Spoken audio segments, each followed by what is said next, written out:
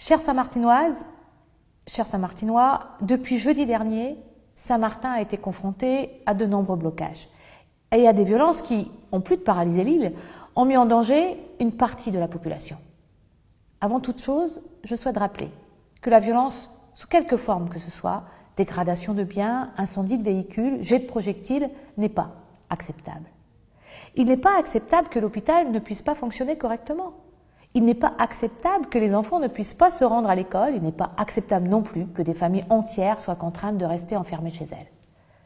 Manifester est un droit, mais il doit s'exercer sans violence. J'en appelle donc à la responsabilité de tous. La priorité aujourd'hui, c'est de renouer le dialogue. Je connais la revendication principale des manifestants. Je sais que le plan de prévention des risques naturels, le PPRN, est largement critiqué sur l'île. Je pense qu'il est donc nécessaire de rappeler à quoi il sert. Avant tout, il sert à protéger les Saint-Martinois et les Saint-Martinoises, à vous protéger. Il sert à réduire la vulnérabilité de Saint-Martin. Un peu plus de 2 ans après le passage d'Irma, il sert à faire face aux menaces futures. Notre responsabilité, c'est de prendre des décisions quelquefois impopulaires, si elles vont dans le sens de l'intérêt général. C'est pour cela qu'on s'engage dans un mandat politique. Vous savez, j'étais à Saint-Martin le 8 septembre 2017, le lendemain du passage d'Irma. J'ai constaté moi-même les dégâts. J'ai rencontré la plupart des familles, des 11 victimes. J'ai vu de nombreux blessés. J'ai constaté comme vous les traumatismes que cela avait engendrés. J'ai aussi vu la formidable capacité de résilience des Saint-Martinois, leur attitude et leur dignité face à l'adversité, leur solidarité. De tout cela, il faut tenir compte. Les consultations menées sur le projet de PPRN ont montré de nombreux points à modifier et à améliorer également. Je vous l'annonce clairement aujourd'hui, le PPRN sera corrigé. Il reste des espaces de discussion. Je veux que ceux qui se sont exprimés lors de l'enquête publique soient écoutés, que ceux qui s'expriment par la voix de leurs élus soient entendus, que ceux que ce projet inquiète soient rassurés. Pour cela, je vous annonce qu'une équipe sera constituée dès demain. Elle est composée de 3 personnalités menées par Dominique Lacroix.